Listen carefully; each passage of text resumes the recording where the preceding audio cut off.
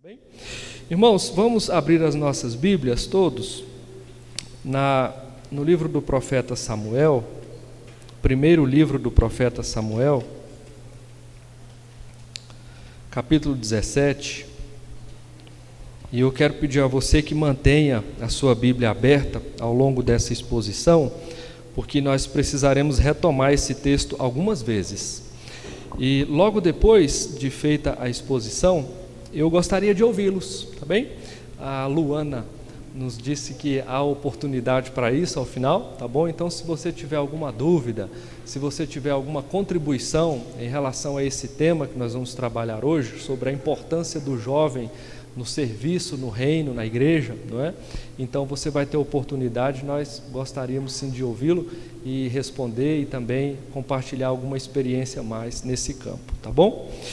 Diz assim a palavra de Deus, eu peço que você me acompanhe.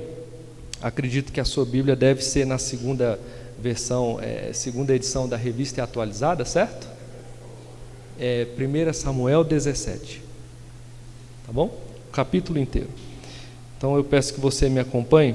Diz assim a palavra de Deus: Ajuntaram os filisteus as suas tropas para a guerra e congregaram em Socó, que está em Judá, e acamparam-se entre Socó e Azeca, em Éfes-Damim. Porém Saul e os homens de Israel se ajuntaram, o acampamento no vale de Elá, e ali ordenaram a batalha contra os filisteus. Estavam estes no monte do lado da Além, e os israelitas no outro monte do lado da Quém, e entre eles o vale. Então saiu do arraial dos filisteus um homem guerreiro, cujo nome era Golias de Gate, da altura de 6 côvados e 1 palmo, quer dizer mais ou menos 3 metros. Trazia na cabeça um capacete de bronze e vestia uma couraça de escamas, cujo peso era de 5.000 siclos de bronze. Trazia caneleiras de bronze nas pernas e um dardo de bronze entre os ombros.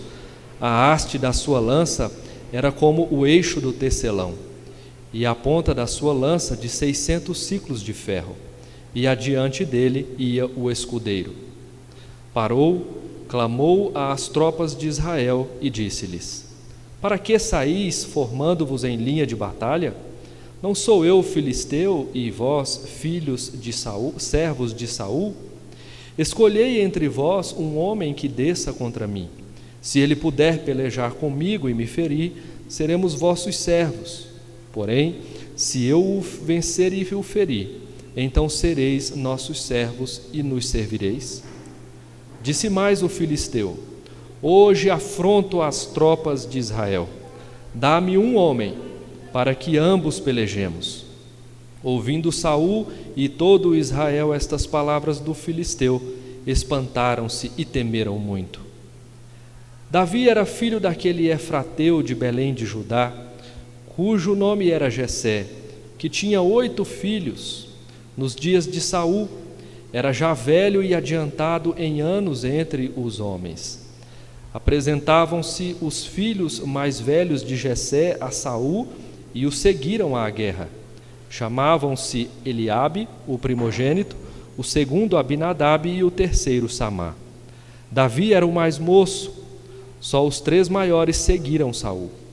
Davi, porém, ia a Saul e voltava para apacentar as ovelhas de seu pai em Belém. Chegava-se, pois, o filisteu pela manhã e à tarde, e apresentou-se por 40 dias. Disse Jessé a Davi, seu filho: Leva, peço-te, para os teus irmãos um efa deste trigo tostado e estes 10 pães, e corre a levá-los ao acampamento, a teus irmãos.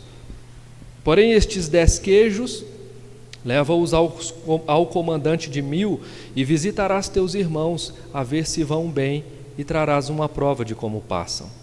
Saul e eles, e todos os homens de Israel, estão no vale de Elá, pelejando contra os filisteus. Davi, pois, no dia seguinte, se levantou de madrugada, deixou as ovelhas com um guarda, carregou-se e partiu, como Jessé lhe ordenara, E chegou ao acampamento quando já as tropas saíam para formar-se em ordem de batalha, e a gritos chamavam à peleja. Os israelitas e filisteus se puseram em ordem, fileira contra fileira. Davi, deixando o que trouxera aos cuidados do guarda da bagagem, correu à batalha e, chegando, perguntou a seus irmãos se estavam bem. Estando Davi ainda a falar com eles, eis que vinha subindo do exército dos filisteus o duelista, cujo nome era Golias, o filisteu de Gate. E falou as mesmas coisas que antes falara, e Davi o ouviu. Todos os israelitas, vendo aquele homem, fugiram de diante dele e temiam grandemente. E diziam uns aos outros: Viste aquele homem que subiu? Pois subiu para afrontar a Israel. A quem o matar, o rei acumulará de grandes riquezas, e lhe dará por mulher a filha, e a casa de seu pai isentará de impostos em Israel. Então falou Davi aos homens que estavam consigo, dizendo: Que farão a aquele homem que ferir este filisteu e tirar a afronta de sobre Israel? Quem é, pois, esse incircunciso filisteu para afrontar os exércitos do Deus vivo? E o povo lhe repetiu as mesmas palavras, dizendo: Assim farão ao homem que o ferir. Ouvindo-o Eliabe, seu irmão mais velho, falar àqueles homens, acendeu-se-lhe a ira contra Davi, e disse: Por que desceste aqui? E a quem deixaste aquelas poucas ovelhas no deserto? Bem conheço a tua presunção e a tua maldade. Desceste apenas para ver a peleja. Respondeu Davi: Que fiz eu agora? Fiz somente uma pergunta.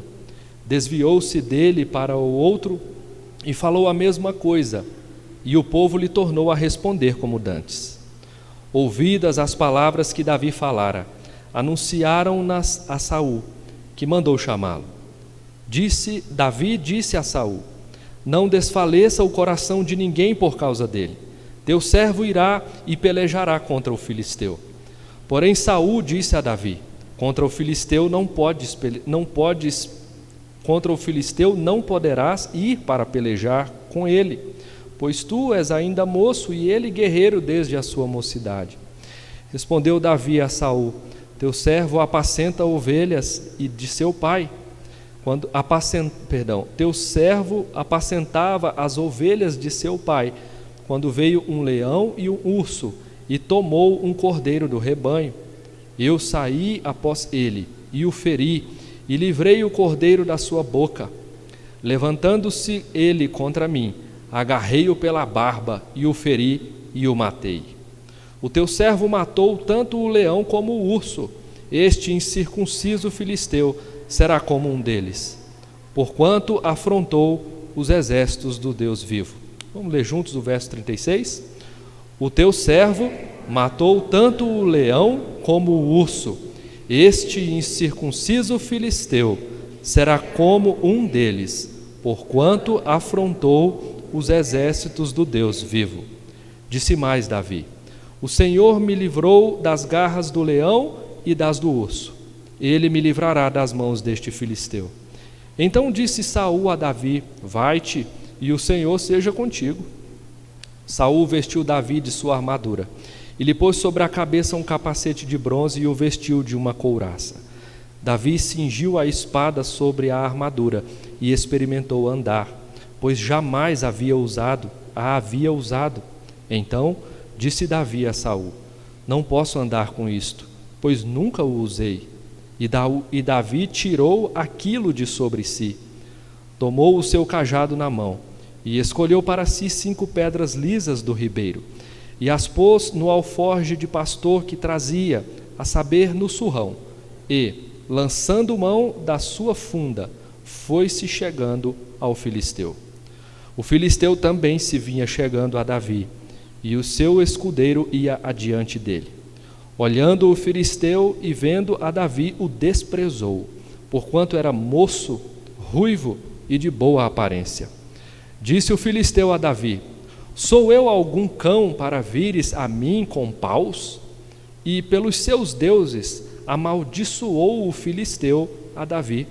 Disse mais o filisteu a Davi: vem a mim, e darei a tua carne às aves do céu e às bestas feras do campo. Davi, porém, disse ao filisteu, leamos todos: tu vens contra mim com espada e com lança e com escudo, eu, porém, vou contra ti em nome do Senhor dos exércitos, o Deus dos exércitos de Israel, a quem tens afrontado. Hoje mesmo o Senhor te entregará nas minhas mãos. Ferir-te-ei, tirar-te-ei a cabeça, e os cadáveres do arraial dos filisteus darei hoje mesmo às aves dos céus e às bestas feras da terra, e toda a terra saberá que há Deus em Israel. Saberá toda esta multidão que o Senhor salva, não com espada nem com lança, porque do Senhor é a guerra, e ele vos entregará nas nossas mãos. Sucedeu que, dispondo-se o filisteu a encontrar-se com Davi, este se apressou e, deixando as suas fileiras, correu de encontro ao filisteu. Davi meteu a mão no alforje e tomou dali uma pedra, e com uma funda atirou e feriu o filisteu na testa, e a pedra encravou-se-lhe na testa, e ele caiu com o rosto em terra. Assim prevaleceu Davi contra o filisteu com uma funda e uma pedra, e o feriu e o matou, porém não havia espada nas mãos de Davi. Pelo que correu Davi e, lançando-se sobre o filisteu, tomou-lhe a espada e desembainhou-a e o matou, cortando-lhe com ela a cabeça. Vendo os filisteus que era morto o seu herói, fugiram. Então os homens de Israel e Judá se levantaram e jubilaram e perseguiram os filisteus até Gate e até as portas de Ecrom. E caíram filisteus feridos pelo caminho de Saaraim até Gate e até Ecrom. Então voltaram os filhos de Israel de perseguirem os filisteus e lhes despojaram os acampamentos. Tomou Davi a cabeça do filisteu e a trouxe a Jerusalém, porém as armas dele pô-las Davi na sua tenda. Quando Saul viu sair Davi a encontrar-se com o filisteu, disse a Abner, o comandante do exército: de quem é filho este jovem, Abner? Respondeu Abner: tão certo como vives, ó rei, não sei. Disse o rei: pergunta, pois, de quem é filho este jovem? Voltando-se Davi de haver ferido o filisteu, Abner o tomou e o levou à presença de Saul, trazendo ele na mão a cabeça do filisteu. Então Saul lhe perguntou: de quem és filho, jovem? Respondeu Davi: filho do teu servo Jessé, belemita. Amém. Vamos orar? Poderoso Senhor, diante da tua palavra que não erra, diante do teu relato que é verdadeiro sobre todas as coisas, diante desta história que é a narrativa real do teu poder em favor do teu povo e contra os inimigos, nós estamos aqui nesta noite, ó Deus, na condição de aprendizes, de discípulos, de alunos teus, e pedimos a Ti, ó Deus, que nos dê um coração humilde, para que nesta noite, Senhor, aqueles que estão desanimados encontrem força em Ti, para que aqueles, ó Deus, que estão duvidosos encontrem respostas na Tua palavra, para que aqueles que estão enfraquecidos na fé sejam reavivados pelo poder do Senhor, para que em todas as coisas sejamos todos nós habilitados para toda a boa obra. Abençoa-nos, ó Deus, e faz em nós aquilo que nós não podemos fazer, isto é, nos convencer do poder da Tua palavra, para confiarmos em Ti sobre todas as coisas. Esta é a oração que fazemos a Ti, e fazemos em nome de Jesus, o nosso Senhor. Amém. Amém. Queridos irmãos, nós estamos diante aqui, não de um texto que é uma fábula. Nós não estamos diante de uma história daquelas que se conta para as crianças dormirem de noite. Nós não estamos diante aqui de um relato que foi encontrado em algum lugar e alguém achou bonito e disse: quem sabe a gente segue contando essa história. Pelo contrário, nós estamos aqui diante da narrativa real daquilo que Deus tem feito em seu povo, através de seu povo e na história da humanidade em favor do seu povo. Esta, irmãos amados, não é uma história sobre Davi. Davi não é o protagonista dessa história, muito menos o gigante filisteu. Todos eles são apenas personagens de um acontecimento que mostra para você e para mim que o grande protagonista da história deste mundo é o nosso Deus. Esta não é uma história de Davi lutando contra Golias. Esta é uma história de Deus batalhando em favor do seu povo. E o seu povo está aqui diante dos meus olhos, diante dos seus também. Nós precisamos, queridos irmãos, nestes tempos em que nós vivemos, compreender que aquele a quem nós servimos é muito maior do que talvez até nós mesmos tenhamos a capacidade de compreender. Nós não estamos aqui, queridos irmãos, nos reunindo domingo após domingo para lançar as nossas orações ao universo. Nós não estamos aqui para fazer alguma coisa que a gente acha interessante e bonito, para agradar a Deus, para quem sabe dele obter alguma benesse, algum benefício. Nós não estamos aqui como povo de Deus para fazermos coisas que são politicamente corretas ou mesmo moralmente elevadas, filosoficamente precisas.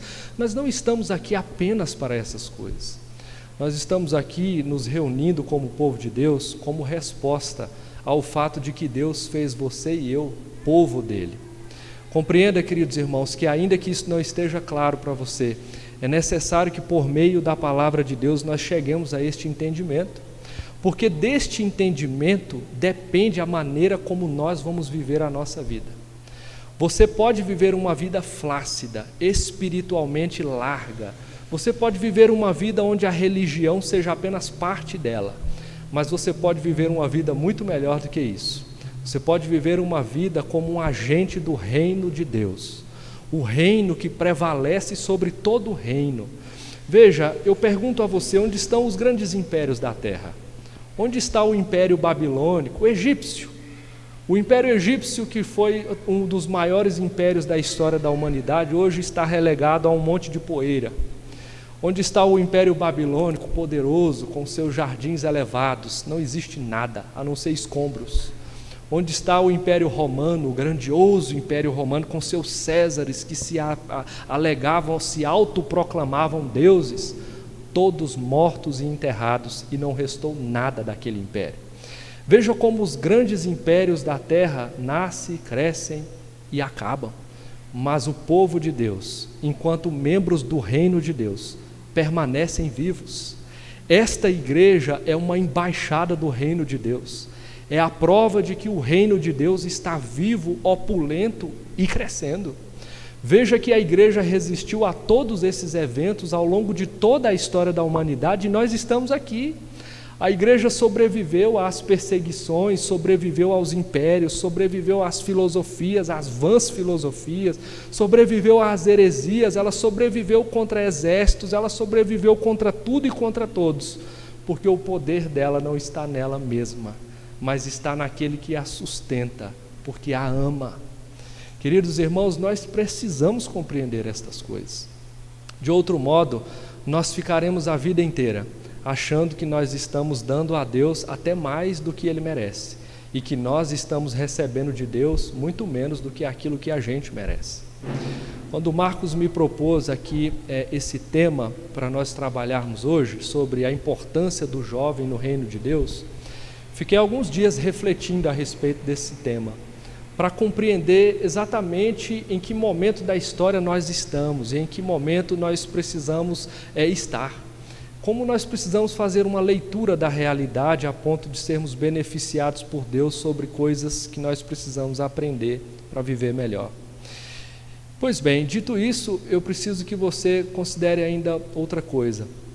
O fato de que nós somos membros do reino de Deus, não porque nós mereçamos isso. É importante dizer, embora seja óbvio.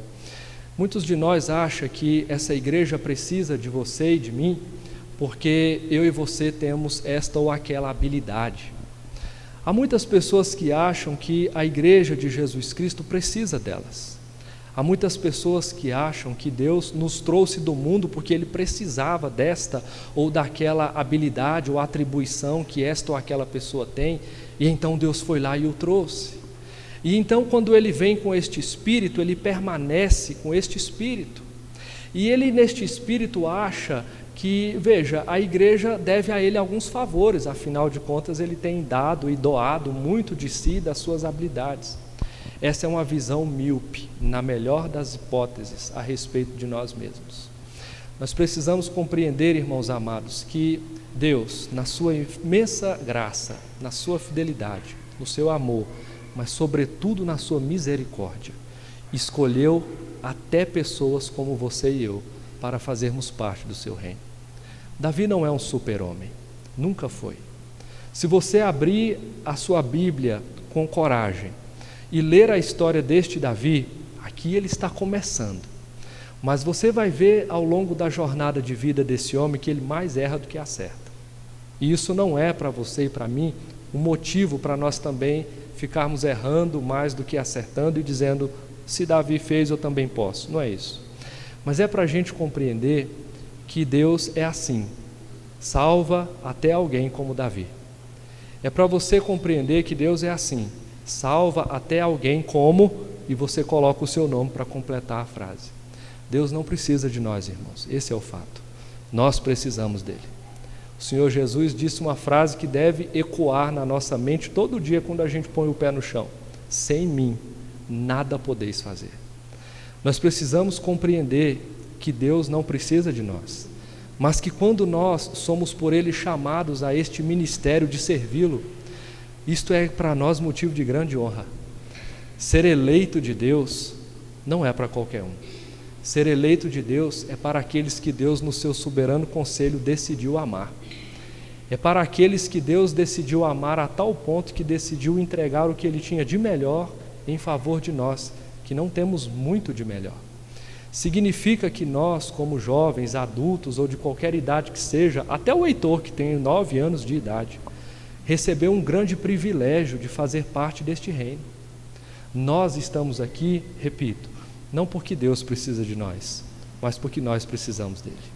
Então eu quero convidar você a comigo refletir neste texto, em alguns pontos, que dão para nós, da parte de Deus, motivações para nós o servirmos, se é que nós já não temos o suficiente. Então este texto nos dá algumas motivações. Veja como Deus é bondoso. Além de ter chamado você para fazer parte do reino dele, ele ainda te dá motivações. Veja, só o fato de saber que nós, por sermos membros do reino de Deus, já temos a eternidade com Deus garantida, já seria o suficiente para nós servirmos a Ele toda a nossa vida, sem esperar nada mais além disso. Mas Deus é generoso, e Ele então nos apresenta ainda mais motivos pelos quais nós devemos servi-lo. Então você, como jovem, precisa nessa noite compreender que estas motivações não são o resultado de uma palestra motivacional, não é isso, mas são a palavra do bom pastor, ditas por ele mesmo, repetidas por mim, para que você, que é ovelha do rebanho do Senhor Jesus, ouça a sua voz, para que aconteça no seu coração o efeito do que João disse, quando Jesus falou que as minhas ovelhas ouvem a minha voz e me seguem. Portanto, aqui só há um tipo de público capaz de ouvir as palavras do bom pastor e atender positivamente a elas: aqueles que são ovelhas do seu rebanho. Eu não conheço você pessoalmente, não tive ainda esse prazer, mas você se conhece mais do que eu, e você sabe se você é ou não uma ovelha do bom pastor. A sua vida está entregue nas mãos de Jesus Cristo, definitivamente entregue e somente entregue a Ele. É nele que você confia para ser salvo, então você pode se entender uma ovelha do bom pastor. Mas se você não faz parte desse grupo, é preciso que você faça isso antes que eu comece a te explicar estas coisas, porque de fato estas palavras são do bom pastor para as suas ovelhas. Os lobos não têm vez nesta equação. Aqueles que não são ovelhas, mas bodes e cabritos e qualquer outra coisa alheia ao rebanho do bom pastor, precisam compreender que estas coisas não são para eles. Então, você pode neste momento dizer: bom pastor, eu quero ouvir a sua palavra, eu quero ouvir a sua instrução, eu preciso dessas motivações para seguir em frente, para viver. E então você poderá se beneficiar disso também. Então, vamos ao texto. Quais são as motivações que o próprio Deus nos dá na sua palavra para nós servirmos a Ele? Veja, eu chamo a sua atenção para o verso 10 desse texto que nós acabamos de ler. A primeira coisa que nós entendemos no verso 10 é que Davi, e eu chamo a sua atenção para o texto, ele disse ao filisteu, naquela situação, que ele considerava aquilo que ele estava fazendo uma afronta ao seu Deus. Aqui nós estamos diante de um homem chamado Davi, e que viveu num tempo muito importante da história do povo de Deus, porquanto este era o tempo em que Deus estava estabelecendo entre o seu povo o reinado. Aquela gente não conhecia essa forma de governo. Eles havia tido uma série de experiências com gente que os guiava e que os coordenava e que os dirigia como líderes, mas rei para eles era uma coisa nova. O primeiro havia sido Saul e agora Davi é o segundo que está sendo preparado para suceder Saul, mas Davi ainda não tinha isso com clareza na sua mente. O fato é que Davi foi àquela cena, e essa é uma cena de guerra. Então eu preciso que você desenhe este quadro na sua mente. O cenário era muito simples, havia uma montanha e sobre ela o exército dos filisteus, um vale e do outro lado outra montanha e sobre ela o exército de Israel, o povo de Deus. Este vale chamava-se Vale de Elá e ali era onde deveria ser travada a batalha, que mostraria qual dos dois povos era o melhor. Antigamente era assim. Para mostrar quem era poderoso, era na base da espada. Então, os filisteus odiavam o povo de Deus, historicamente. Eles são herdeiros ou sucessores de um povo chamado fenícios, e os fenícios sempre foram opositores do povo de Israel. Se não por outros tantos motivos, pelo menos por um, porque eles ocuparam a terra que antes era deles. Desde os dias de Moisés e Josué, aquela terra chamada Canaã, foi ocupada e esse povo foi empurrado para uma faixa de terra que os espremia entre o mar e o deserto, ficando apenas uma tira de terra para viver, onde antes se chamava Filístia e hoje se chama Palestina, e você já deve ter uma ideia do problema que se arrasta até hoje.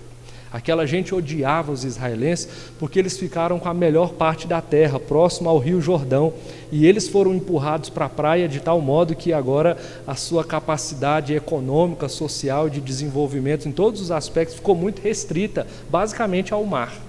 Eles só podiam se alimentar e só podiam se desenvolver com aquilo que vinha do mar. E você deve saber que naquela época o mar era considerado uma coisa amaldiçoada, as pessoas tinham pavor do mar. Ir ao mar significava ir ao desconhecido, falava-se de feras, de monstros que emergiam do mar e que tragavam navios e pessoas. Quem ia numa viagem de barco, curta que fosse, por pouca tecnologia que as embarcações tinham, não raramente afundavam e essa gente morria e as famílias ficavam na praia olhando para o mar e chorando. O mar era sinônimo de desespero, de perda, de sofrimento, de dor. E essa gente relegada ao mar odiava os que ficaram com a boa parte de terra. Então eram sempre frequentes esses embates dos filisteus contra o povo de Deus. Veja, eles não eram vítimas, essa gente era absolutamente pagã. Vem da Filístia e depois, e antes dela, da Fenícia, a prática de matar crianças no altar a um deus chamado Moloque. O Império Romano tolerava a religião de quase todo mundo, mas proibiu essa religião, porque essa religião era cruel sobre todas as coisas, matando crianças recém-nascidas e as colocando no altar de um deus que queimava. As crianças eram queimadas vivas nos altares de Moloque.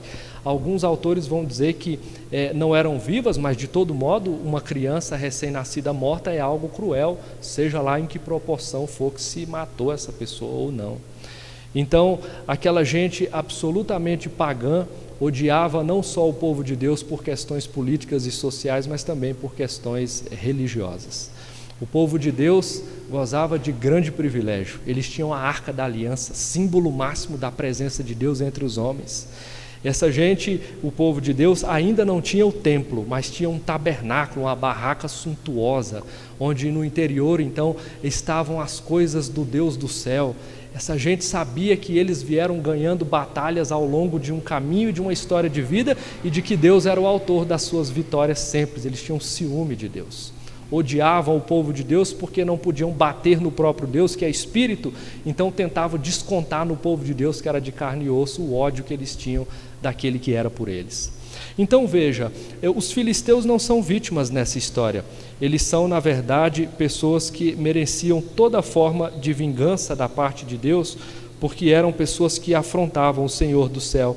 O verso 10 nos diz que o filisteu, este grande filisteu, um herói chamado Golias, então disse: não precisamos de guerra, o negócio aqui não é homem contra homem, vamos fazer um negócio mais simples, vocês mandam o melhor de vocês, eu que sou o melhor, não é? No caso o gigante filisteu, vou contra esse, lutamos nós dois e quem ganhar a batalha, está resolvida a questão. Então, se a gente ganhar, vocês serão nossos servos, se vocês ganharem, nós seremos seus servos. E Israel tinha um rei chamado Saul, que está no alto da montanha. A história bíblica nos mostra que na última fileira, é impressionante como Saul, apesar de ter cara de rei, ter porte físico de rei, ter roupa de rei, armadura, ter espada de rei, veja uma coisa bastante requintada, não tinha coragem de rei, era um homem covarde. Um dos grandes problemas de Saul é que ele nunca foi aquilo que ele deveria ter sido. Ele sempre confiou na sua própria força, no seu próprio poder. O texto bíblico diz que Saul era um homem bonito, era de boa aparência. E você já deve ter percebido que gente que se entende nesta condição, em geral, carrega o mesmo espírito. Confia em que ela é, naquilo que ela vê diante do espelho. Parece que aquela pessoa é como o reverendo Hernandes gosta de dizer, canta para ela mesma aquele hino, quão grande és tu, olhando para o espelho. Saul é um exemplar dessa coisa, não é? E o fato é que ele confiava tanto em si, que nos momentos em que ele precisava confiar em alguém mais do que em ele próprio, ele ficava sempre na fileira de trás. Era covarde. Saul era apenas uma casca de alguém que é muito bom e capacitado, mas alguém que no interior não carrega nada daquilo que a aparência mostra. Saul era apenas aparência e nada mais. Veja que é dito aqui no verso 16, que durante 40 dias o gigante filisteu chegou diante do exército do Deus vivo e falou as mesmas palavras. Ele disse: bem, vamos para a guerra, manda o que vocês têm de melhor. Um homem de 3 metros de altura dizendo: manda o que vocês têm de melhor. E a pergunta é: o que ele estava chamando? Ou quem ele estava chamando? A primeira convicção nossa é de que ele estava chamando Saul, porque o texto bíblico nos diz que Saul era o homem mais alto de Israel, era o que tinha a estatura mais elevada, era o homem com quem ele queria se deparar. Golias confiava tanto no seu poder e na sua capacidade de ganhar, que ele disse: se eu matar esse reizinho Saul, essa gente vai para sempre ser nossos servos, nós vamos retomar nossa terra, nossos deuses vão reinar sobre essa terra de Israel, e está resolvido o problema. Golias tinha certeza que ele não conseguia atravessar o exército de Israel, eram mais de 10 mil homens, assim diz o relato bíblico. Mas, se ele viesse ao seu encontro, ele resolvia aquilo ali em pouco tempo, porque sabia que ele era grande e belo, mas era pouco corajoso e, portanto, presa fácil para a sua estratégia. Saul não foi. E ele fez isso durante 40 dias, todos os dias, 2 vezes ao dia. Então, 80 vezes, 10 mil homens de Israel, treinados para a batalha, eram guerreiros, soldados, ouviram o gigante filisteu afrontar o Deus do céu e dizer: venham, venham, vocês não são do Deus aí, vocês não são poderosos, manda o grande, manda o que vocês têm de grande para cá. E durante 80 vezes, ou seja, 40 dias, o povo de Deus ficou fazendo a mesma coisa que o seu líder, ou seja, amedrontado. O povo não foi, mas um homem foi. E então começa a narrativa no verso 12, que está conectada a essa. É a narrativa que diz que Davi foi enviado a esse campo de batalha. A pergunta é: para que Davi foi enviado para lá? O texto nos diz, naquela época tinha uma prática diferente da nossa. O exército não era alimentado pelo Estado, o exército era alimentado pelos próprios familiares. Então o pai de Davi, Jessé, enviou-o com a missão de levar um agrado para a autoridade, ou seja, aquele que era o chefe de 1000, não é? O comandante, leva queijo para esse. Queijo é produto refinado naquela cultura. Então a questão é, agrade o principal, para que quem sabe ele promova seus irmãos a bons lugares. O espírito era esse. E disse aos irmãos, leve pão, porque eles precisam estar bem nutridos para a batalha. E lá estavam os irmãos de Davi, os mais velhos, os maiores, os treinados, aqueles que foram com Saul, significa aqueles que foram treinados para o exército, mas também covardes. Nenhum deles teve coragem de resolver aquela equação. Pois bem, a jornada aqui da narrativa continua e diz que Davi chega lá para deixar as suas coisas conforme havia sido instruído, e vendo aquela movimentação, ele faz uma pergunta: o que está acontecendo aqui? Por que esse gigante filisteu está dizendo essas coisas? Por que ele fala desse modo e ninguém se mexe? Parafraseando o que ele falou, é exatamente assim. Veja comigo o verso 26. Vamos ler juntos? A última frase aí depois da interrogação. Quem é, pois, esse incircunciso filisteu para afrontar os exércitos do Deus vivo? Então Davi, chegando ali, vendo aquela cena, ele se impressiona com aquilo. Veja que o verso 33 descreve como era Davi, diferente de todo mundo que estava lá. Davi, ao contrário dos que estavam lá, não tinha treinamento militar, era pastor de ovelhas. Davi, diferente dos que estavam lá, não tinha porte de guerreiro.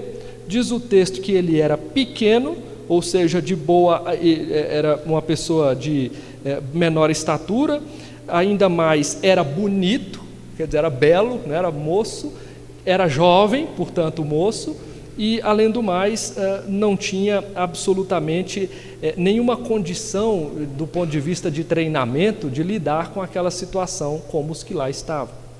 Então veja, Davi é uma pessoa muito improvável naquela cena.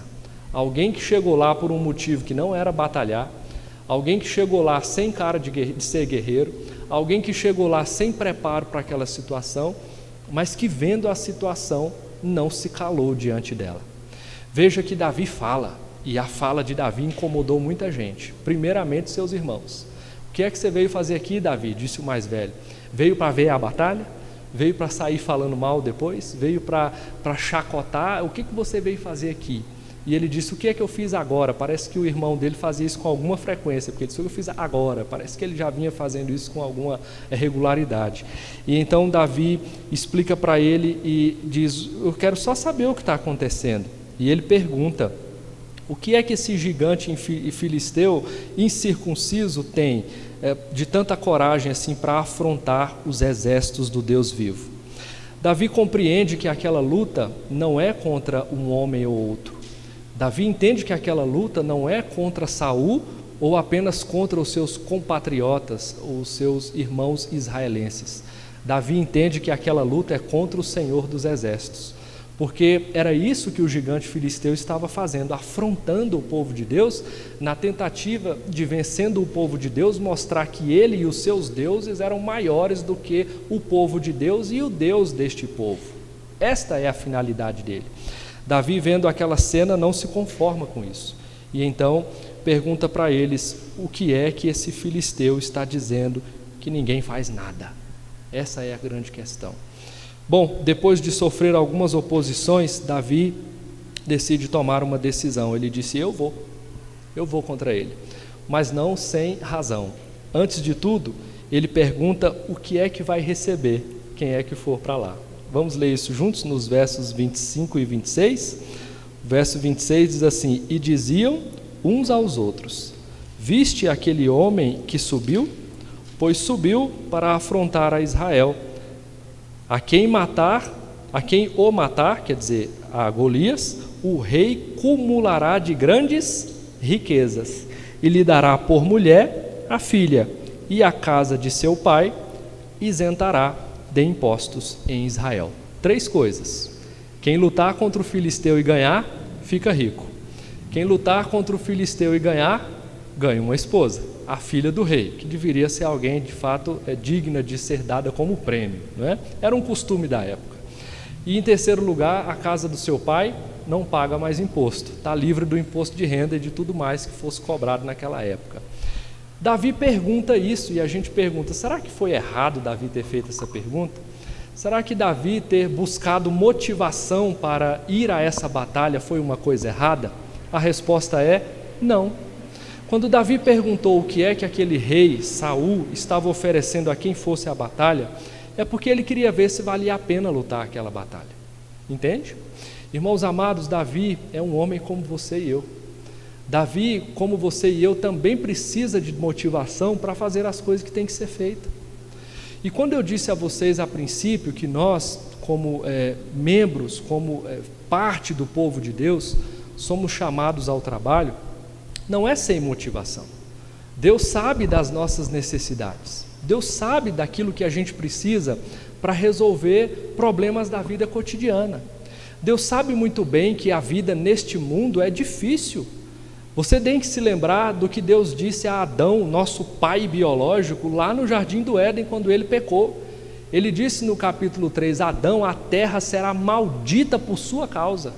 É com o suor do seu rosto agora que você vai colher fruto. É com dificuldades, é com as ervas do campo que vão crescer no meio da lavoura que você vai tirar alimento. O trabalho não é maldição. A maldição é a oposição que nós passaríamos a sofrer enquanto trabalharmos dali para frente. E até hoje é assim. É como se Deus nos estivesse dizendo, veja, o cansaço de balançar dentro de um trem apertado ou de um ônibus difícil não é apenas alguma coisa trivial e corriqueira, é o resultado de um mundo que está caído. Esta oposição que você sofre da terra enquanto você tenta tirar dela fruto é produto do pecado que se instalou nos nossos pais e também em nós e na terra que nós vivemos. É por isso que nós precisamos de salvação, de Salvador. É por isso que nós precisamos de evangelho, de instrução de Deus, para suportar estas coisas, aguardando o grande e glorioso dia do Senhor em que isto será revertido, em que isto não mais vai acontecer. Então, desde lá e também passando por esses dias de Davi, Deus sabe que também nos nossos dias nós precisamos de ajuda. E então quando Davi diz, o que vai acontecer com quem lutar essa batalha? Ele quer motivação para ir para aquele campo de batalha. E a motivação foi legitimamente dada pelo rei e também foi chancelada por Deus. Porque quando Davi ganha, é exatamente estas coisas que ele recebe e elas são de fato uma poderosa bênção de Deus para ajudá-lo a iniciar o seu grande ministério como rei daquela gente. E a pergunta é, o que isso tem a ver conosco aqui? No ano de 2022, milênios depois desse acontecimento. A pergunta é, o que isso tem a ver com esta igreja? O que isso tem a ver com os jovens que aqui estão? O que isso tem a ver conosco? Tem tudo a ver.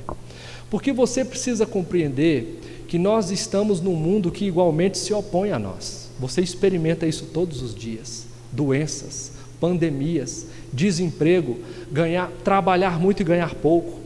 Ver gente que trabalha pouco ganhar muito, sofrer as dificuldades que implicam tanto do momento que você levanta até a hora que você volta do trabalho para casa, lutas no caminho, gente que tenta puxar o seu tapete o tempo inteiro, que trama contra você, que fala contra você. Todo tipo de oposição acontece na nossa jornada de vida e nós estamos vivendo uma vida trivial e corriqueira igualzinha aqui de Davi. O fato é que nós somos eleitos de Deus, como Davi também era. Se nós voltarmos um pouco mais na narrativa do profeta Samuel, nós vamos ver que este próprio Samuel é quem foi lá para mostrar para Davi e para a família dele inteira que ele era um eleito do Senhor. Samuel despeja azeite do chifre, quer dizer, o símbolo de força que marcava alguém que tinha um ministério específico, como um sinal de que aquele homem para sempre seria alguém relevante no reino de Deus. Quando você e eu passamos pela água do batismo, é exatamente o mesmo espírito que está envolto neste acontecimento, que significa também que você e eu somos parte desse povo, eleitos de Deus, com um ministério específico de servi-los como seus agentes no mundo caído. Davi é aquele que abre a boca diante das injustiças e do mal que é praticado, porque corajosamente lembra-se do dia que o próprio Saul o ungiu como alguém que era escolhido por Deus. Então a doutrina da eleição ou da predestinação, como você preferir chamar, é muito mais do que bater no peito e dizer eu sou escolhido de Deus. É você carregar consigo a certeza de que você não está sozinho. Esta é a grande mensagem da Escritura, de que Deus está conosco. Nós vemos isso desde o jardim do Éden, quando Deus vem e dá a sentença, mas também a providência ao nosso pai Adão. E nós vemos isso também ao longo de toda a história da humanidade, quando Deus envia os seus eleitos para guiar o povo de Deus e ensinar este povo eleito a amar o Senhor. E finalmente, na plenitude dos tempos, nós vimos o próprio Senhor Jesus Cristo, o Deus encarnado, que Mateus nomeou no capítulo 1, verso 16, de Emanuel, que quer dizer Deus conosco. Deus está conosco por meio da nossa eleição. Deus está conosco por meio do Espírito que habita em nós, testificando, afirmando para o nosso espírito de que nós somos de Deus, nos motivando como igreja, como jovens, como povo de Deus que somos, a trabalharmos nesta seara, a servirmos a este reino, pela simples razão de que nós fomos eleitos para esta finalidade. Quando nós abrimos o apóstolo Paulo falando aos crentes de Éfeso, Efésios capítulo 2, versos de 8 a 10, ele diz: pela graça sois salvos mediante a fé, e isso não vem de vós, é dom de Deus, não de obras, para que ninguém se glorie, pois somos feitura dele, criados em Cristo Jesus para toda boa obra. Repito, criados por Cristo Jesus para toda boa obra, finalidade, as quais Deus preparou de antemão para que andássemos nelas. Viu a razão pela qual nós fomos eleitos? Para militarmos em favor daquele que nos elegeu. Viu para que nós fomos eleitos? Para praticarmos as boas obras que Ele nos dá e nos motiva a elas. Viu para que nós fomos predestinados? Para atuarmos como agentes de Deus no mundo caído, instrumentos de Deus para a transformação da realidade. Queridos irmãos, isso implicará a você e a mim encarar desafios, encarar coisas grandes e difíceis. Davi era pequeno, Golias era grande, a circunstância era complexa, mas você percebe como há coragem no coração desse homem? Então a pergunta é: quais motivos você tem para servir ao Senhor? A primeira resposta está no verso 25 e 26. Porque Deus presenteia aquele que se dispõe a trabalhar por Ele. Davi perguntou o que ganhava e ganhou aquilo que foi prometido. Talvez isto possa soar estranho ao homem do século 21. Ganhar prêmio para servir ao Senhor? Então nós temos que ir a Jesus. E nós ouviremos então o seu ensino a respeito de galardão, a respeito de prêmio, a respeito de herança, de algo que está reservado para nós no grande e glorioso dia em que Ele virá para nos buscar. Nós não estamos sozinhos e tudo está sendo visto e anotado. Quando nós vamos também ao apóstolo Paulo na carta aos Colossenses, ele também fala a respeito de galardão no capítulo 3, versos 23 e 24. Isto quer dizer que tanto Jesus ensinou, quanto os apóstolos repetiram e os crentes esperaram por isso e historicamente esperaram, que nós também podemos depositar a nossa esperança nesta mesma promessa. Qual promessa? A de que há galardão para aqueles que batalham as batalhas do Senhor. Queridos irmãos, todas as vezes que você se levantar contra toda forma de injustiça e para a glória de Deus promover a justiça ali, você estará sendo alguém que receberá galardão por este ato. Todas as vezes que você decidir fazer a obra de Deus, e isso não se faz apenas pregando a palavra, se é que pregar a palavra é algo que pode ser chamado de apenas. Ganhar ou juntar galardão no céu é algo que você faz todos os dias quando você cumpre a finalidade para a qual você foi feito, quando você realiza a boa obra para a qual você foi criado. Eis a razão porque muita gente olha para a sua existência, para a sua profissão, para as coisas que faz e não acha razão de seguir fazendo. Eu posso dizer porque isso acontece, pelo menos em um grande modelo, é porque você está fazendo a coisa errada, sabe? Sabe quando a mulher decide ser o marido? Sabe quando o marido escolhe ser a mulher? Sabe quando a ordem do funcionamento da família é perturbada e porque se leva em consideração as filosofias do nosso tempo ao invés do ensino bíblico? Aí está a razão de sofrimento de tanta gente. Abandonar o modelo de Deus para abraçar o modelo do mundo, deixando de fazer aquilo que foi feito para fazer e, portanto, não recebendo no momento presente alegria de estar fazendo e nem muito menos na eternidade galardão por não ter feito aquilo para o que foi feito. Eu pergunto a você, lá onde você trabalha, lá onde você mora, com as pessoas que você frequenta, como é que você pode ali atuar para promover a glória de Deus? É uma pergunta que só você pode responder. Quais as coisas que você pode fazer lá como um agente do reino de Deus, para que fique claro para todas as pessoas que lá estão, que você é alguém que vem em nome do Senhor dos Exércitos? O que é que você pode fazer ali para corrigir? Será que é só passar a chegar na hora certa do trabalho? Talvez seja. Será que é ser aquela pessoa que não esconde do chefe as coisas que não deveriam ser escondidas, para dar um testemunho de que você é alguém que age além do que os outros podem ver? Será que na sua família não chegou a hora de você desistir dos seus métodos ou dos métodos de Fátima Bernardes ou das novelas ou de tudo mais, para agarrar corajosamente o método de Moisés, ensinado no Deuteronômio, para viver você, seu marido, seus filhos e tantos quantos estiverem sob a sua tutela, conforme a lei do Senhor? O que você deve fazer? A batalha de Davi era essa, e a sua como jovem qual é? Qual é a coisa grande que está diante de você que exige a sua coragem de agarrar os métodos de Deus, de assumir a sua posição como agente de Deus, para promover onde você estiver a glória de Deus? É uma pergunta que só você pode responder.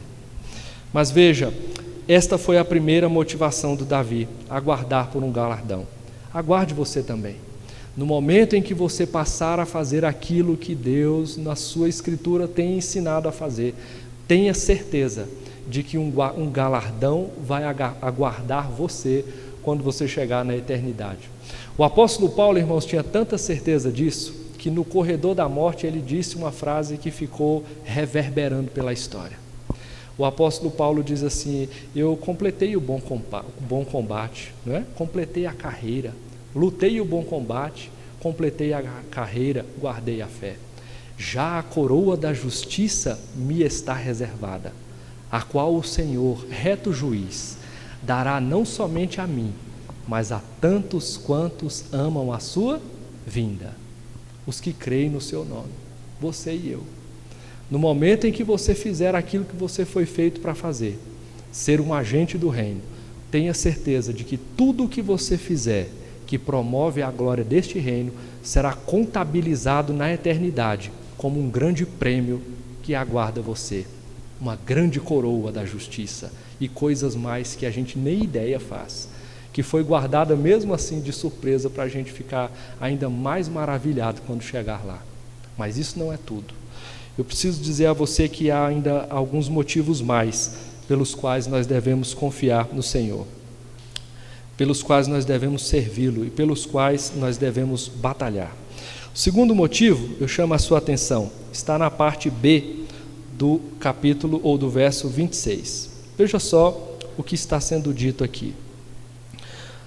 Nessa frase última, nós lemos ela juntos. Davi disse: quem é, pois, esse incircunciso filisteu para afrontar os exércitos do Deus vivo? Davi compreende que, além do prêmio que ele pode receber, ele precisa compreender bem contra quem ele está lutando. E então ele já tem esta convicção na sua mente: O que o deixa apavorado é o fato de que todos os demais parece que ainda não tinham. Então ele diz: quem é esse incircunciso? O que significa incircunciso? Fazia-se naquele tempo, isso foi uma ordem de Deus a Moisés, a circuncisão naqueles que eram da família de Deus. A circuncisão é remover a pele do prepúcio peniano, de modo que marcava-se o homem daquela família, e tantos quantos vivessem naquele lar, ou que quisessem fazer parte desta fé, marcava-se o homem da família com este sinal. E então a fonte da vida ou da perpetuação daquela família estava marcada com o símbolo da aliança. Significa que todos os que nascessem debaixo daquela aliança seriam membros dela também. Isso era glorioso, mas ainda era incompleto. Nós sabemos que a revelação de Deus é dada progressivamente na Escritura, e que a história de Deus com o seu povo acontece progressivamente. E aquilo que marcava o povo de Deus antes como circuncisão já não é mais praticado hoje, porque isto foi substituído pelo batismo. Noutra ocasião nós podemos explorar mais esse tema, mas é preciso que você saiba que, do mesmo jeito que os israelitas homens eram marcados pela circuncisão, os israelitas de hoje, os verdadeiros israelitas, são marcados pelo batismo, e não somente os, mas também as. Veja como agora chegamos ao modelo completo. Veja como agora chegamos a um progresso avançado da revelação de Deus. E agora, não apenas homens, também mulheres devem compreender que todo aquele que afronta o exército, ou melhor, o Deus vivo, o Senhor dos exércitos, deve ser por nós combatido. Isto significa que a nossa tarefa como povo de Deus, como representantes do reino, não é apenas de construir coisas para o reino, guarde isso. Aqui cabe o ensino do próprio Deus a Neemias e Esdras.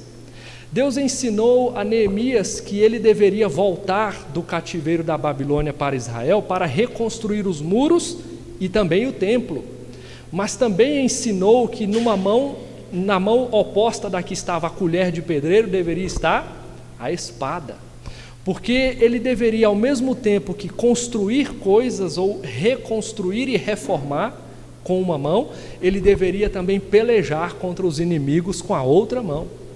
João Calvino entendeu isso e ensinou para a gente que o pastor, ou aquele que trabalha como ministro de Deus, tem que ter duas vozes: uma para pastorear o rebanho, a outra para afugentar os lobos. O que nós aprendemos, portanto, tanto na Escritura quanto no exemplo dos nossos irmãos piedosos do passado, é que nós, como agentes do reino, não podemos apenas pensar em construir, mas também em destruir. Nós precisamos entender que a nossa tarefa é levar homens perdidos ao altar de Deus para que eles sejam reconciliados com Deus por meio de Cristo, mas que também é nossa missão sermos a voz no mundo que é contra toda a injustiça que se pratique, especialmente contra o Deus dos exércitos. Nós não podemos ser aqueles que se calam diante das situações em que o nosso Deus é afrontado. Nós precisamos ser aqueles que militam pelo Senhor, custe isso a nossa própria cabeça, custe isso o cancelamento nosso nas redes, custe isso talvez o emprego, custe isso talvez uma amizade, custe isso talvez o amor ou ser querido de tantas pessoas, que valha mais para você ser um militante da causa do Senhor do que um militante de qualquer outra causa. É assim que nós aprendemos com o veterano Moisés, na batalha contra os moabitas, quando ele então erguia as suas mãos, e enquanto ele estava com a mão erguida, sinal de dependência de Deus, o povo prevalecia na batalha. No momento que ele abaixava as mãos, sinal da sua falta de dependência de Deus, o exército inimigo era que prevalecia, e no final das contas dessa história, ele ergue um altar e diz: Yahvé Nissi, o Senhor é a nossa bandeira. Queridos irmãos, nós como servos do Senhor precisamos ter isso em mente, de que a bandeira que deve estar erguida mais alto do que qualquer outra bandeira é a do Senhor. Não pode ser a bandeira deste ou daquele partido político, não pode ser esta ou aquela bandeira desta ou daquela causa social. É verdade que há certas ideologias que são dignas de serem sustentadas, É verdade que há certas posições políticas que são legítimas de serem defendidas, mas nenhuma destas coisas é mais alta do que a bandeira de defender o Senhor dos Exércitos. Nenhuma causa terrena é mais nobre do que aquela de promover a glória do nosso Deus por onde nós passarmos. Nós somos militantes do reino mais do que militantes de qualquer outra causa, e isso precisa estar claro para nós. Qual a importância do jovem nessa história? É que você é um guerreiro, você conta com uma coisa que muita gente já não conta mais: a vivacidade, a capacidade de fazer coisas, porque a máquina humana, biológica está bem, está funcionante, mas se a máquina intelectual não estiver ajustada nos parâmetros do Senhor, qualquer obra que se faça com essa máquina humana será fadada ao fracasso ou à trivialidade sem nenhuma importância ou relevância real. Portanto, a segunda motivação que nós temos para servir ao Senhor está no fato de que servir a Deus é honroso sobre todas as coisas. O homem do século 21 tem um pouco de problema com a palavra honra, está esvaziada de significado. É preciso que nós voltemos às Escrituras para encontrar nestes homens que decidiram entregar a sua vida completamente a Deus, para entender o valor da honra e do quanto isso enche a gente de capacidade de fazer coisas novas. É preciso que na nossa vida cotidiana estas coisas sejam valorizadas. É preciso que você compreenda o valor de honrar o seu pai e a sua mãe. É preciso que você resgate o valor de honrar os presbíteros da igreja, os diáconos. Não me referi ao pastor, porque ele também é um presbítero da igreja, não é assim que aprendemos? Veja, queridos irmãos, é preciso que nós aprendamos a honrar o nosso Deus. Eu posso dar algumas aplicações práticas para isso. É preciso que a nossa vida, especialmente a vida na igreja, na nossa experiência religiosa, da religião verdadeira, seja uma experiência onde Deus é honrado. Deus é honrado desde a hora que você sai de casa, com a roupa que você escolhe para vir honrá-lo, sabe? O que é que você quer destacar? É o seu decote ou a sua piedade? O que é que você quer destacar? Os seus atributos de masculinidade ou a sua capacidade de confiar no Senhor mais do que nos seus próprios braços, na sua própria força? O que é que você quer demonstrar quando chega na igreja? Apenas uma intelectualidade elevada, ou você quer demonstrar o seu grau elevado de piedade, de humildade diante do que é dito da parte de Deus para você? É preciso que nós consideremos essas coisas e resgatemos o valor da honra no nosso tempo. Davi entendeu isso. Davi entendeu que ele estava batalhando uma luta que era digna de ser batalhada. Ele disse: ele vem contra nós assim, mas ele está vindo contra o Senhor dos Exércitos, então eu luto por ele. Eu quero terminar esse ponto lembrando a você o que disse o Senhor Jesus. Toda vez que vocês forem odiados, disse Jesus aos seus discípulos, como você e eu, vocês devem se lembrar que antes do que vocês, eles odeiam a mim. Quando Paulo teve uma visão de Jesus Cristo no caminho de Damasco, Jesus perguntou para ele: Saulo, Saulo, por que me persegues? Mas Jesus já havia subido aos céus. Saulo não perseguia Jesus propriamente em carne e osso. Saulo perseguia o povo de Deus. Mas veja, queridos irmãos, é dito pelo próprio Senhor Jesus que nós seremos odiados porque as pessoas vão odiar não propriamente nós, mas aquele em nome de quem nós militamos. É preciso compreender a honra e a grandeza de militar em nome do Senhor para suportar estas coisas, para não ser o primeiro a correr quando alguém falar mal do seu Deus, para não ser o primeiro a abaixar a cabeça e ficar em silêncio quando alguém afrontar os ensinos e a lei do Senhor dos Exércitos, para não ser o primeiro a sair em retirada quando todos se ajuntam para tramar, para fazer chacotas e para debochar sobre o nosso poderoso Salvador.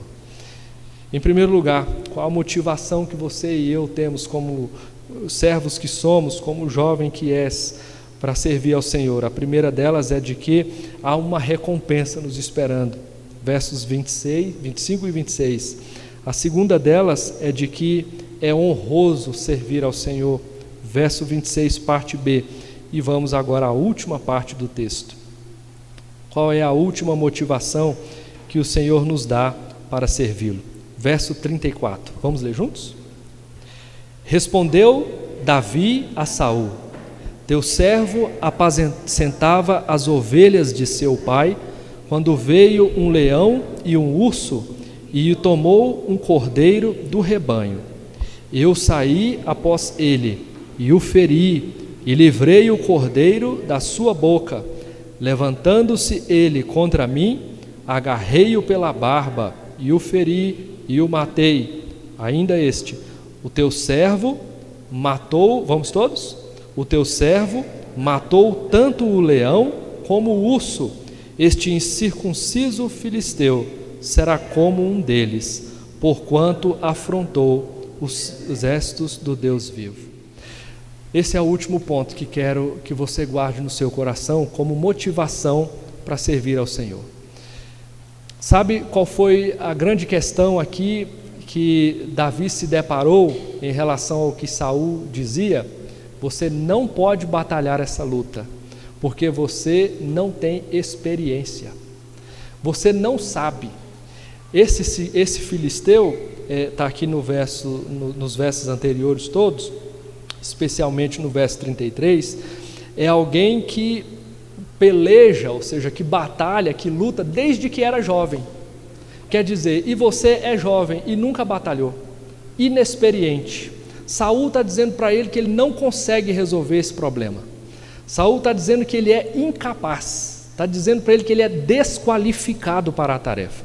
Está dizendo que ele não pode porque ele não tem atributos suficientes para lutar com um gigante heróico, de porte, de guerreiro, experiente de batalha e vencer. Saul está dizendo que ele vai ser a vergonha do povo porque ele vai perder. E Davi diz: não, o seu servo, diz que Davi respondeu a Saul: o teu servo apacentava as ovelhas. Está dizendo, eu era pastor de ovelhas mesmo, não tenho vergonha de ser quem sou.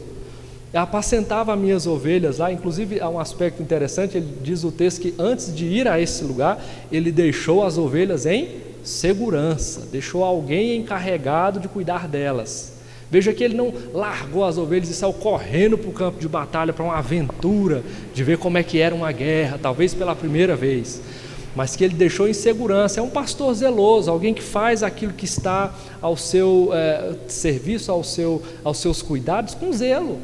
E aí diz que ele foi até lá, e quando Saul disse para ele que ele era desqualificado, ele disse: não, eu inclusive quando estava lá na montanha, cuidando das minhas ovelhas, veio um leão e um urso para pegar a ovelha, e ele pegou mesmo, e disse que pegou a ovelha, e ele disse: eu fui com um cordeiro, do rebanho, uma ovelhinha pequena, miúda, e ele vendo aquela cena, não deixou para lá.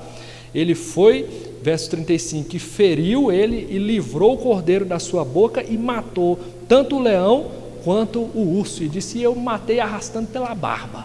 Então você vê que é uma pessoa jovem. Acredita-se que Davi nessa ocasião tivesse menos que 20 anos de idade. Veja só a coragem de um homem nessa idade encarar um leão e um urso.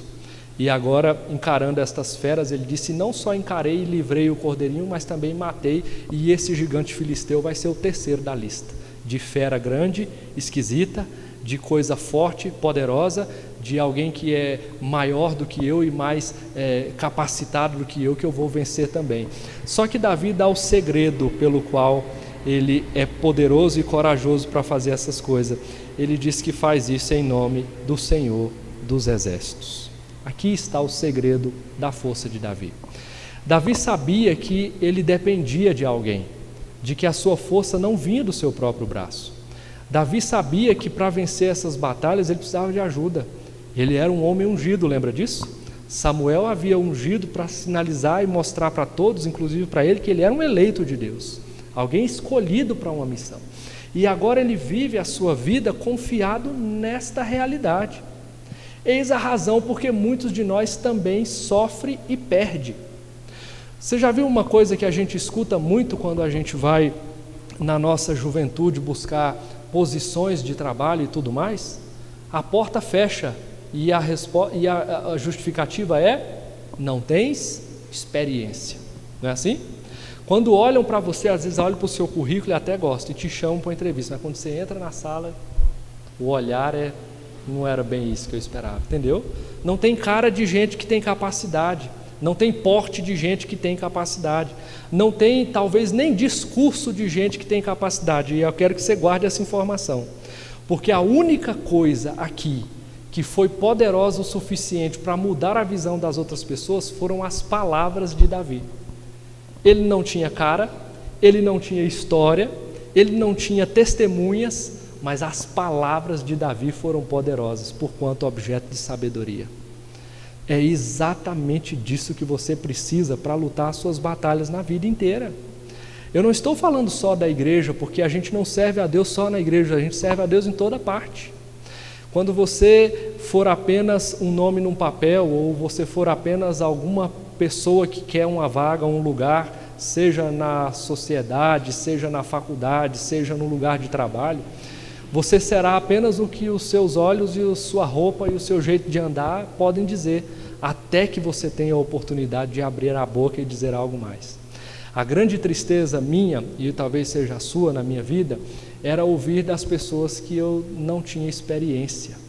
Começou dentro de casa. Às vezes a gente que é menino especialmente, né, quer fazer as coisas e mostrar para o pai que a gente é homem também. Quer mostrar que a gente dá conta de fazer uns negócios ali em casa para ajudar na família, e o pai diz, não, isso aí não é para ti, deixa aí que é meu. Aí você se frustra. Aí você chega na escola e daqui a pouco quer mostrar também algumas capacidades ali, aí o pessoal não te escolhe lá na fila do jogo de futebol. Eu não sei vocês, mas quando o professor dizia, vamos fazer a fila aqui para escolher quem vai jogar, aquilo era um terror, meu coração disparava, minhas vistas escureciam, porque eu era sempre o último da fila e, sobrou você, vai, entra aí num grupo qualquer. Aquilo era uma angústia no coração, porque eu não tinha cara de jogador como não tem ainda, não tinha porte de jogador como não tem ainda, e não tinha jeito de jogador como também não tem ainda, então sobrava sempre, era um rótulo de inexperiência. Até que em um dado dia eu comecei a perceber que tinha uma coisa que Deus tinha dado para mim, que era gostar muito de falar a respeito de tudo quanto há, não é? Eu percebi que aquilo era um dom de Deus. Eu percebi que Deus tinha me dado um presente, embora não um porte físico. Eu era criança muito asmática, sofria de bronquite, corria mal, jogava mal, era uma tristeza. Mas eu percebi que Deus, embora não tivesse me dado pelas razões que o soberano conselho dele decidiu, porte atlético, tinha me dado outras capacidades. E estas capacidades foram e são até hoje uma grande bênção de Deus na minha vida, dom.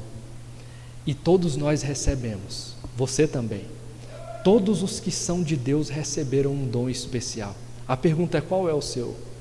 Noutra ocasião podemos falar sobre eles todos, mas é preciso nesse momento que você saiba qual é o dom que o Senhor te deu. E então, descobrindo qual é este dom, faça uso dele, exercite este dom.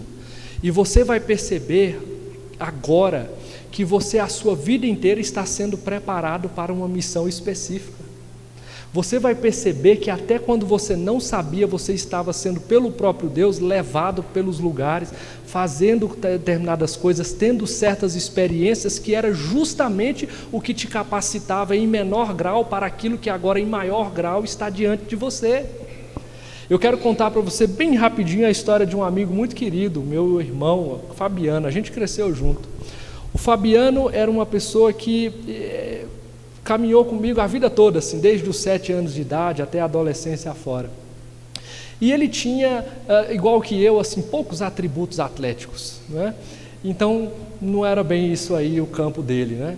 Mas o Fá tinha uma vontade muito grande de ser alguém que fazia bem essas tarefas de contar, quando a gente brincava ali com o menino, ele sempre era o dono do banco, então ele tinha lá as notinhas, ele fazia todo aquele trabalho, e era muito legal. Naquela época não tinha tablet nem computador, a gente brincava dessas coisas, né?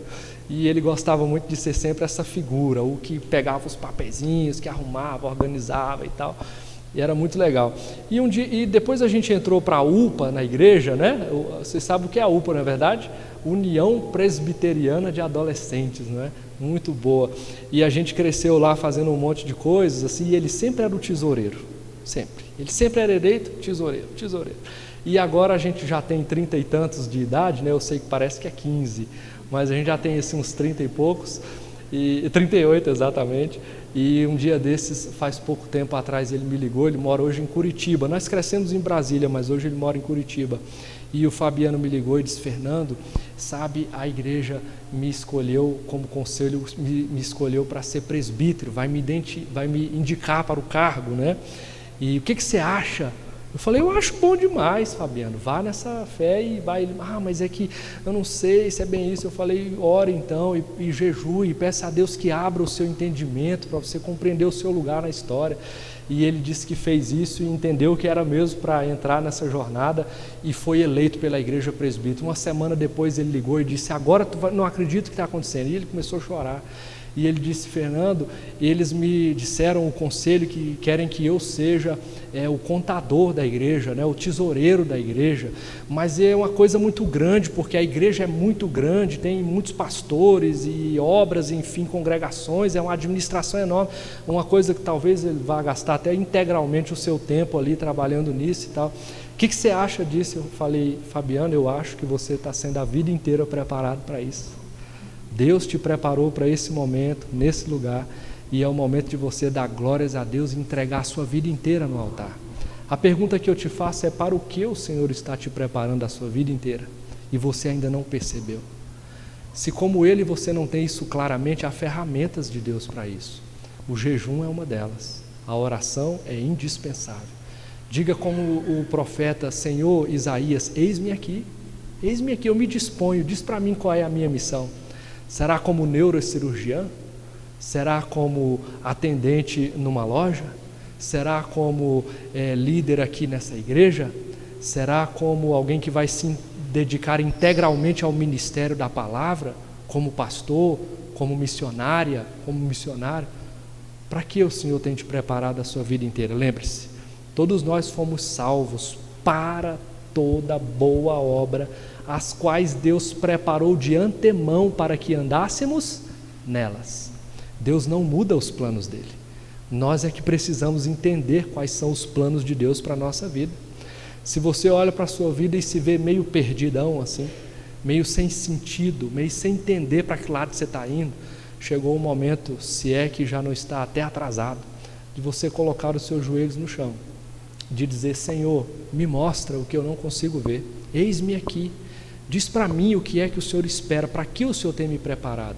E então vá à batalha, não fique de braços cruzados, não fique em silêncio. E eu termino dizendo para você que uma das mais poderosas ferramentas que Deus deu para o seu povo é a palavra. Pela palavra você e eu fomos criados. O mundo ao nosso redor foi criado pelo poder da palavra. Pela palavra você e eu fomos salvos através de ouvir o Evangelho, que é palavra de Deus, poderosa para salvar. Pela palavra você está sendo neste exato momento pastoreado pelo bom pastor. Pela palavra é que você vai ganhar as batalhas do Senhor onde quer que você esteja. Você tem que compreender que o povo de Deus é o povo da palavra. Não é no silêncio que a gente vence, é falando com sabedoria. E para falar com sabedoria, nós temos que estar cheios da palavra de Deus. O Senhor Jesus disse que a boca fala daquilo que o coração está cheio. Encha-se da palavra, não se embriague no vinho, mas encha-se do Espírito por meio da palavra, para que por onde você passar, as coisas mudem, porque antes de tudo isso, você mudou pelo poder da palavra. Que Deus abençoe você. E o último motivo pelo qual você deve servir ao Senhor é porque as pequenas experiências que Deus nos deu nos têm preparado para as grandes batalhas. Que Deus abençoe você. Vamos orar por isso? Poderoso Senhor, diante da Tua palavra, ó Deus, eu peço a Ti que abençoe estes meus irmãos que aqui estão, para que também, como na minha vida, na vida deles, o Senhor mostre claramente o Teu propósito, de modo que eles também sejam motivados, como jovens que são, a no Seu reino, ó Deus, trabalharem para a glória do Teu nome. Ajuda-os a compreender o Seu chamado, a razão pela qual o Senhor os salvou, para que a vida deles inteira seja um ato de militância em nome do teu reino. Ajuda-os, ó Deus, a compreender esta verdade.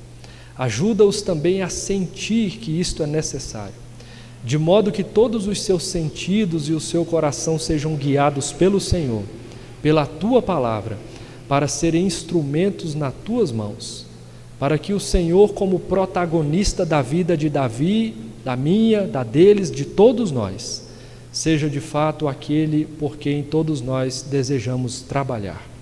Ajuda-nos, ó Deus, para que nós desejemos isso mais do que qualquer outra coisa. É o que eu te peço, em nome de Jesus. Amém. Amém.